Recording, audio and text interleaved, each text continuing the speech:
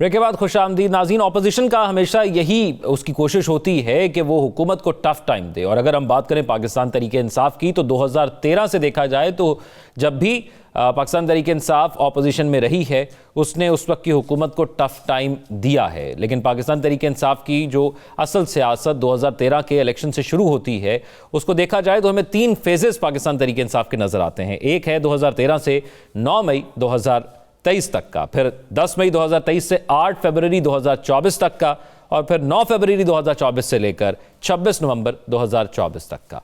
क्योंकि पाकिस्तान तरीके इंसाफ जब ऑपोजिशन में होती है तो एहतजाज भी करती है, जलसे जुलूस भी करती है। उसकी क़यादत उनके बानी चेयरमैन इमरान खान करते रहे हैं। लेकिन इस वक्त देखा जाए तो ऐसा लगता है कि पाकिस्तान तरीके इंसाफ अपनी सियासी तारीख की सबसे कमज़ोर सतह पर मौजूद है। उसको सियासी फेसेस लीड नहीं कर रहे बल्कि उसको वकला लीड कर रहे हैं। और फिर उनके अंदर जो इख्तलाफात मौजूद हैं कि वो सियासी फेसेस अब दोबारा जब पार्टी के अंदर आने की कोशिश कर रहे हैं तो लड़ाइयाँ हो रही हैं, इख्तलाफात हो रहे हैं। शेर अफजल मरवत साहब को पार्टी से निकाल दिया जाता है, इस हवाले से खबरें चलती हैं। फवाद चौधरी साहब और शोएब शाहीन साहब की लड़ाई की खबर चलती है। अली अमीन गंडापुर और जुनेद अकबर के इख्तलाफात की खबरें चलती हैं।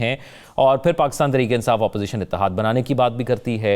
और फिर ये भी कहा जाता है कि इमरान खान तजवीज़ कर रहे हैं कि हम ईद के बाद जो है कोई एहतजाज शुरू करें। तो क्या ये ऑपोजिशन इत्तेहाद पाकिस्तान तरीके इंसाफ बना पाएगी और क्या दोबारा इकट्ठी हो पाएगी, इमरान खान को बाहर निकलवा पाएगी? इनके अंदरूनी खलफशार क्या हैं, इस पर बात करते हैं। राव साहब, ये फरमाइएगा कि क्या पीटीआई के पास ऑप्शंस खत्म हो गए हैं जो वो ऑपोजिशन से इत्तेहाद बनाने के लिए राजी हो रही है, या आपको लगता है कि वो एक बार फिर से अपने आप को बतौर जमात इकट्ठा करके एक भरपूर एहतजाज सोलो भी कर सकती है? ये पिछले टॉपिक से बड़ा इसका गहरा ताल्लुक है सारी चीज़ का। आप देखें कि अमेरिका के साथ हमारी सियासत जो है ना, अंदरूनी सियासत, वो ईट अप कर रही है किस तरह हमारे सारे माहौल को, और जिस तरफ हमें तवज्जो देनी चाहिए हम नहीं दे पा रहे। ट्रंप, इमरान खान, बाइडन, शहबाज शरीफ। अब बाइडन का फ़ोन नहीं आया इमरान खान को, फिर एब्सोल्युटली नॉट हुआ, और उसके बाद ये चल सिलसिला चल पड़ा। अब क्या है, अब हमारी सियासत किस पे खड़ी है? इमरान खान के लिए ट्रंप कॉल करता है, नहीं करता, वहाँ से कोई बयान आता है, नहीं आता। अगर नहीं आता तो हुकूमत मजबूत हो जाएगी, अगर आ जाएगा तो हुकूमत कमज़ोर हो जाएगी। तो ये सारी चीज़ें आप देखें किस तरह से हम इन मामलात में घिर चुके हैं। हालांकि ये इतनी इम्पॉर्टेंट नहीं है जितना हमें इंटरनली खुद इन चीज़ों को देख सकते हैं, बेहतर कर सकते हैं, मामलात को आगे चला सकते हैं, और इनसे बच के अपनी नेशनल पॉलिसी लेवल के ऊपर हम बहुत सी इस्लाहात और चीज़ें करके आगे बढ़ सकते हैं जो हमें करनी चाहिए। और हम बयानात की हद तक तो ज़रूर करते हैं, अमलन हम नहीं करते, इसलिए हम अपने उसी घिन चक्कर में रहते हैं, एक दूसरे को नीचा दिखाने में लगे रहते हैं।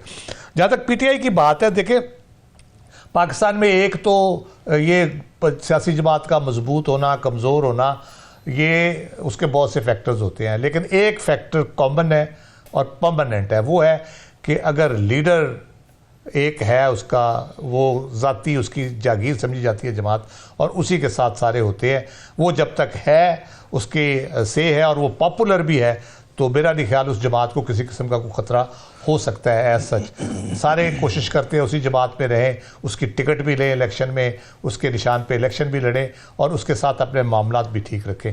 इसकी वाज़ेह मिसाल मैं आपको बता देता हूँ। अभी फवाद चौधरी साहब तो कोशिश कर ही रहे हैं वापस जमात में आने की। फैसल वाडा साहब के भी आपने बयान सुने होंगे मुख्तलिफ वक्तों में, इमरान खान को बचाने की भी काफ़ी फिक्र है इमरान खान साहब। तो वो भी बुनियादी तौर पर वही वजह है। जी, वो पॉपुलैरिटी उनकी, और उनको पता है कि अगर कल इलेक्शन होते हैं, जल्दी इलेक्शन हो जाते हैं और इमरान खान साहब जेल से बाहर आ जाते हैं, तो ऑब्वियसली वो अगले वज़ीर आज़म ना भी हो, लेकिन उनकी पार्टी बहुत मजबूत पोजीशन में होगी कि वो कम से कम 2-3 सूबों में हुकूमत तो बना ही लेगी, अगर मरकज़ में नहीं भी उसको मिलती। तो इसलिए ये जो देखना बुनियादी तौर पर यह है कि ये जो लोग बयान दे रहे हैं, फवाद चौधरी साहब हो, फैसल वाडा साहब हो, मरवत साहब हो, क्या इनके बयानात से कोई फ़र्क पड़ता है? इसको हम खलफशार कह सकते हैं। वैसे तो पीटीआई को कहा जाता है कि वो मुल्क में खलफशार फैला रही है। अभी हमें कभी कभी लगता है कि पीटीआई खुद खलफशार का शिकार है। उसके अंदर खलफशार कौन फैला रहा है? वो वहाँ पे आपने देखा जो फवाद चौधरी शोएब शाहीन का जो मुकालमा हुआ या लड़ाई हुई है, उसमें जो इल्ज़ामात थे वो क्या थे? तो ये खलफशार एक दूसरे पे इल्ज़ाम, वो खलफशार का डाल रहे हैं, लेकिन किसी और की आड़ लेके कि आप उसके एजेंट हैं और आप उसके एजेंट हैं। वो दोनों एक ही जगह के एजेंट आप एक दूसरे को करार दिए जा रहे हैं। तो ये अब देखना ये कि क्या पीटीआई की सियासी हमायत कम हो गई है, क्या लोग उसको एन ब्लॉक छोड़ के चले गए हैं, उसके पार्लियामेंटेरियंस ने किनारा कशी इख्तियार कर ली है इमरान खान से। क्या इमरान खान लीडर नहीं है, उस जमात के सरबराह नहीं है पीटीआई के, वो सरबराह हैं। आप कह रहे हैं वकला के हाथ में है, उनके हाथ में ही है, वो जो कहते हैं वही होता है, इसको निकाल दो उसको रख लो, ठीक है। जहाँ तक जुनैद अकबर और गंडापुर साहब के इख्तलाफात की बात है, उन्होंने दोनों में से किसी को निकालने की बात उस तरह से नहीं की है। और पीटीआई की जो है वो जो पॉपुलैरिटी है बुनियादी तौर पे वो दो चीज़ों की वजह से है। एक जो उसकी सो कॉल्ड मज़ाहमत जो वो दिखा रही है, या इमरान खान जेल में है, दूसरा हुकूमत की जो परफॉर्मेंस है, बुरी परफॉर्मेंस, उसकी वजह से है। ये दोनों चीज़ें जब तक हैं उस वक्त तक आप पीटीआई को ख़त्म नहीं कर सकते, और किसी भी सियासी जमात को ख़त्म करने के लिए उसको वोट आउट करना ज़रूरी है। अच्छा नजम साकिब साहब, हमारी पाकिस्तान की सियासी हिस्ट्री के अंदर एक लफ्ज़ यूज़ किया जाता है और आज वो पाकिस्तान तहरीक इंसाफ वाले कर रहे हैं कि माइनस करने की बात होती है किसी भी सियासी लीडर को। माजी में कभी कोई नहीं हुआ, लेकिन पाकिस्तान तहरीक इंसाफ के जो बाहर क़यादत मौजूद है, अगर इमरान खान जेल के अंदर मौजूद है तो उनका एक ही टास्क है कि इमरान खान को किसी तरह रिहा करवाना। आपको क्या लगता है ये जो इख्तलाफात उनके मौजूद हैं इसी वजह से वो ये कंप्लीट नहीं कर पा रहे? देखिए, जो बाहर हैं उनमें इतनी हिम्मत, ताकत, हौसला और वकूफ़ नहीं है कि वो रास्ता निकालें खान को बाहर निकालने का। जो खान के साथ हैं या तो वो रूपोश हैं या जेल में हैं। इसके बाद ये बताऊंगा आपको कि अगर खान बाहर आ जाता है ना जेल से, तो ये कहना कि कौन उसके बाद वजीर आज़म बनेगा तो ये एक खाम ख्याली होगी, क्योंकि अगर खान बाहर आ जाता है तो मुझे तो कोई ऐसा शख्स और नज़र नहीं आता जो कि प्राइम मिनिस्टर बनेगा सवाए इमरान खान के। लेकिन ये डिपेंड करता है कि खान बाहर कब आएगा भी कि नहीं आएगा। लेकिन ये तय है कि अगर वो बाहर आता है तो उसके बाद फिर खान की ही वो होंगी बातें सारी। अच्छा, ये जो आप बात कर रहे हैं ना अंदरूनी खलफशार की, देखिए अंदरूनी खलफशार की वजूहात समझ में आती हैं। पहली बात, कोई सियासी जमात हो उसका एक स्ट्रक्चर होता है, ढांचा होता है, और उस इमारत में से अगर कोई एक आधी ईंट निकल जाए तो फर्क नहीं पड़ता। फिर किसी भी सियासी जमात की एक किचन कैबिनेट होती है, एक आपका फैसला करने वाला ग्रुप होता है। इधर पीटीआई का नाम है इमरान खान, इमरान खान का मतलब है पीटीआई, और इमरान खान जेल में है इसका मतलब है पूरी पीटीआई जेल में है। जरा गौर कीजिएगा। तो अंदरूनी खलफशार। अच्छा, फिर उसके बाद बढ़ा भी देते हैं ज़ेब दास्तां के लिए। लोग कह रहे हैं जी कि ये जो फवाद साहब ने थप्पड़ मारा है ना किसी शाहीन को, ये भी किसी के कहने पे मारा है। साजिशी थेरियां जन्म लेती हैं कि ये जो गंडापुर साहब ने किया है ना, ये इसलिए किया है कि खान नाराज हो गया वगैरह वगैरह। उसकी वजूहात इसलिए बनती हैं कि फैसला करना है तो खान से पूछ के करना है, मुशावरत होनी है तो खान से होनी है, स्ट्रेटजी बननी है, बयानियां बनना है तो खान से होना है, और वो बदकिस्मती से जेल में है। तो खलफशार नहीं होगा तो क्या होगा? ये जो इस वक्त पीटीआई का, और ये एक और बात बड़ी जरूरी है, वो हम सबको पता है कि ये जितने लोग बाहर हैं ना, आप देखेंगे 4 चेहरे आते हैं, 2 हफ्ते बाद वो पीछे चले जाते हैं और फिर खोसा साहब वापस आ जाते हैं। खोसा साहब वापस आते हैं, इधर से अली जफर साहब पीछे चले जाते हैं। तो ये अपनी बारियां कुछ मुझे लगता है लगी हुई हैं, और इन सबको पता है, ये जितने भी बाहर हैं, कि इनका खान के बगैर नाम लेने वाला कोई नहीं होगा। लिहाजा इनकी मजबूरी है कि खान का नाम लेते रहें। कुछ आने की कोशिश कर रहे हैं वापस, कुछ निकलने की कोई भी कोशिश नहीं कर रहा। तो क्या ये तय हुआ? ये तय हुआ कि खान ही पार्टी है और पार्टी ही खान है, और जब तक वो जेल में है तब तक ये सारा खलफिशार, ये सब कुछ वगैरह ये होता रहेगा। और उनके जो पीटीआई के सपोर्टर्स वोटर्स हैं, उनको खान ही की एक बात करनी है कि आपने घबराना नहीं है।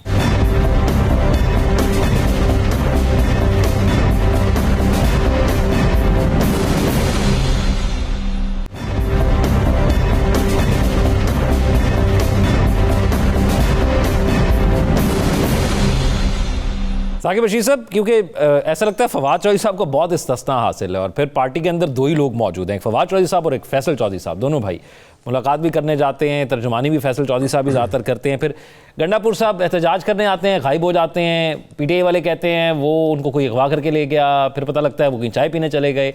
इन बातों की बिना पर ये कहा जाता है कि पाकिस्तान तहरीक इंसाफ के अंदर तकसीम है, कोई इधर खेल रहा है, कोई उधर खेल रहा है। फैसल वाडा साहब कहते हैं कि पाकिस्तान तहरीक इंसाफ में बहुत से ऐसे लोग हैं जो ये नहीं चाहते कि इमरान खान रिहा हों। फवाद चौधरी साहब की आपने बात की, वो बाज़ औक़ात क्या कहते हैं, आपके ख़िलाफ़ कोई चीज़ इस्तेमाल हो रही हो तो आप उसको अपने हक़ में इस्तेमाल करना शुरू कर दें। वैसे तो खान साहब जेल में हैं, फवाद चौधरी साहब की कभी भी मुलाकात ना होती, लेकिन GH के हमला केस में क्योंकि वो नामज़द मुलज़म है और वहाँ पे चल रहा है ट्रायल, और उस ट्रायल के दरमियान वो जाते हैं अपना केस भुगतने, और उसके बाद उस दौरान उनकी खान साहब से मुलाकात भी होती है, मशवरे भी होते हैं, सारी चीज़ें जो है डिस्कस हो रही होती हैं। बाकी जो इशू आ रहा है वो इशू ये है कि इमरान खान साहब से, बल्कि 2 दिन पहले PTI की जो इंटरनली जो इजलास हुआ उसमें एक चीज़ डिस्कस हुई और बड़ी हैरान कुन है कि इमरान खान साहब के पास जो भी जाता है वो कोई ना कोई शिकायत जो है वो लगा देता है, कोई वकील हो, कोई लीडर हो, कोई फ़लाँ ये कर रहा है, फ़लाँ ने ये कर दिया। बल्कि एक और बड़ा इंटरेस्टिंग जो है वो इल्ज़ाम आया PTI की लीडरशिप पे जो बाहर है कि इमरान खान साहब के ट्विटर हैंडल से जो ट्वीट होती है ना, एक्स पे जो पोस्ट होती है, उसको रीपोस्ट नहीं कर रहे बहुत सारे लोग, उसको कोट नहीं कर रहे, उसको प्रोजेक्ट नहीं कर रहे, तो उनके खिलाफ भी एक्शन होगा। तो इस किस्म की बातें भी इमरान खान साहब तक पहुंचाई जाती हैं और खान साहब की पोजीशन ये है कि वहां पे उनके पास जो बात पहुंचती है उस पर वो रिएक्शन देते हैं। और शेर अफजल मरवत साहब को मैं सुन रहा था तो वो कह रहे थे कि मुझे एक्सेस नहीं हो रही, और मुझे याद है कि इससे कबल भी शेर अफजल मरवत साहब को जब पार्टी से निकाला गया था और ये ऑर्डर आ गया था कि इनको निकाल दें, और एक दिन जो है वो शेर अफजल मरवत अडियाला जेल के गेट पे पहुंचे और उन्होंने कहा मुझे एक दफ़ा मुलाकात करने दें। मुलाकात हुई तो उसी मुलाकात में मामला ख़त्म हो गया। खान साहब ने कहा चलें ठीक है जारी रखें। नजम साकिब साहब, ये इससे कबल जब बात की गई थी वज़ीर आला खैबर पख्तूनख्वा की जानिब से अली अमीन गंडापुर ने कि हम खुद मुज़ाकरात करेंगे उनसे, तो तनकीद का निशाना बनाया गया था कि ये उनका इख्तियार नहीं है कि वो खुद बात करें, ये विफाक का मसला है। अब ये जो KP हुकूमत के 2 वफ़द अफ़गानिस्तान जाएंगे, ये किन मामलात पर बात करेंगे और क्या लीगली इनके पास कोई इख्तियार भी होगा कि ये बात कर सकते हैं जाकर? देखिए, बैकग्राउंड ये है कि पेशावर है और उस पर वज़ीर आला की ज़ेर क़यादत यानी अली अमीन गंडापुर की ज़ेर क़यादत एक अहम मीटिंग होती है। उसमें शुरका कौन है? उसमें सियासी जमातें हैं, मजहबी जमातें हैं और उनके अकाबरीन हैं। फ़ैसला क्या होता है? 2 फ़ैसले होते हैं। पाकिस्तान में जो अमन है वो डिपेंड करता है, उसका इन्हिसार अफ़गानिस्तान में अमन पे है, ये पहला फ़ैसला होता है। दूसरा फ़ैसला होता है कि दहशतगर्दी से निपटने के लिए अफ़गानिस्तान से हुकूमती सतह पर मज़ाकरात जल्द से जल्द होने चाहिए। ये 2 फ़ैसले उस मीटिंग में होते हैं। ये जो 2 वफूद की आपने बताया ना, ये सिर्फ खबर आई है। मैं जब इसकी डिटेल पढ़ी मैंने तो मुझे यकीन नहीं आया कि ये वाकई ऐसा हो रहा है, क्योंकि अगर एक सूबा फॉरेन पॉलिसी यानी खारजा पॉलिसी अपने हाथ में लेके पहले वहां जाएगा, पहला वफ्द जाएगा, वहां जाके माहौल क्रिएट करेगा, बिल्कुल ऐसे ही है, सिफारती ज़रूरियात पूरी करेगा। दूसरा जो वफ्द है वो जाएगा, वो सारे स्टेक होल्डर्स उसमें होंगे।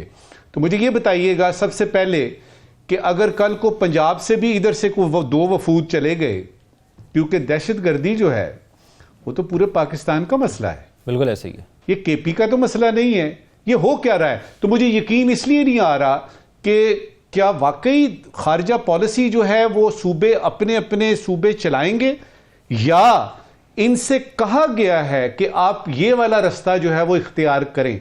और वो इसलिए नजर आता है कि जब दूसरा वफ्द जाएगा तो सारे स्टेक होल्डर्स होंगे। इसका मतलब ये है कि मरकज में ये वफूद बनाने की बजाय सूबे में ये वफूद बनाए जा रहे हैं और मरकज के जो स्टेक होल्डर्स हैं वो इसका हिस्सा होंगे। समझ से बालातर है। राव साहब देखिए, अच्छा जी, 4 सवालात हैं। ये मैं इसको सच मान लूं अगर, तो 4 सवालात है। पहला सवाल, क्या अफगान तालिबान से किसी ने पूछा है? जी, क्या अफगान तालिबान से किसी ने पूछा है कि इन वफूद को वो रिसीव भी करेंगे कि नहीं? दूसरा, क्या अफगान हुकूमत TTP के सर से दस्ते शफकत हटा देगी? तीसरा, क्या मरकज के नुमाइंदे वाकई सूबे के वफ्द का हिस्सा होंगे? और आखिरी, क्या खान ने शहबाज हुकूमत का साथ देने का फैसला कर लिया है? ये बड़े मुश्किल सवाल। ये आखिरी सबसे अहम सवाल है। राव साहब, एक तो ये समझते हैं कि आगे से भी इनको एंटरटेन किया जाएगा, और वाकई आपको लगता है कि एक सूबा अब सिफारती अमूर अंजाम देगा? एक बुनियादी जो मेरा ख्याल है, जो हम पहले भी इसको कहते हैं कि सूबे की तरफ से हो तो ये बहुत ही नामुनासिब बात है। उसी खबर में एक चीज़ है जो शायद नज़रअंदाज कर गए, हमने पढ़ी नहीं। वो ये है कि फोकल पर्सन बैरिस्टर सैफ होंगे इनके, और वफाक से राब्ते में होंगे मुज़ाकरात के हवाले से। वो इसका मतलब ये है कि कुछ ना कुछ इधर से कहा गया है या कोई अंडरस्टैंडिंग मौजूद है जिसकी वजह से ये सारा किया जाए, क्योंकि वफाक का बाकायदा मेंशन किया तो ये तो राव साहब अच्छी बात है। फिर तो अल्लाह ऐलान बताए ना कि सूबा जो पहले वफाक के अगेंस्ट खड़ा था, अच्छा, वो अब साथ चल रहा है। लिखा हम पढ़ नहीं रहे तो लहजा बात है, उसमें लिखा हुआ है भाई, उसमें लिखा हुआ है ये TORs और बाकी चीज़ों के साथ साथ ये भी लिखा हुआ है कि वो फोकल पर्सन है और ये सारी चीज़ें इस तरह होंगे। अगर हम नहीं उसको अगर हम नज़रअंदाज कर रहे हैं तो फिर बिल्कुल, या अगर ये वाकई ऐसी बात नहीं है तो यकीनन मैं भी यानी इसके हक़ में नहीं हूँ कि सुबह अपने तौर पे उठ के ये काम शुरू कर दे। पहले भी एक दफ़ा हुई थी, अटैम्प्ट नहीं हुई। आपको पता मौलाना फजलुर रहमान साहब को भी भेजा गया था, वो किसी हुकूमत में भी नहीं थे, किसी सूबाई हुकूमत में भी नहीं थे, लेकिन क्योंकि उनका असर और रसूख है हुकूमत ने उनको भेजा था।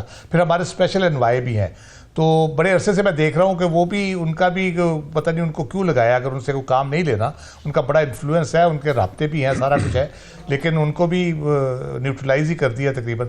अभी तक जो हम देख रहे थे, हम जवाबी जो अस्करी हिकमत अमली तो ज़रूर इख्तियार किए हुए थे। मुज़ाकरात के हवाले से हमें कोई बात नज़र नहीं आ रही थी, बयान दागे जा रहे थे एक दूसरे से दूर। वो हवाई फायरिंग जो होती है जिसको कहते हैं वो हो रही थी।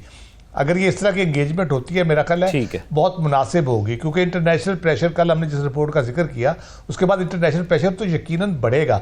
फिर यह है कि सदियों के ताल्लुकात है क्रॉस द बॉर्डर। अगर आप देखें कबाइल दोनों तरफ आबाद हैं, उनके आपस में ताल्लुकात है, फिर उनके कम्युनिकेशन गैप उस तरह का नहीं है। इतने अरसे से जो जंग चल रही है, यहाँ पे बहुत से लोग उनके अफगानों के हैं, हमारे लोगों के राब्ते वहाँ पे जिस तरह से रहे हैं, तो मेरा ख्याल है ये एक अच्छी पेशरफ्त इसमें हो सकती है।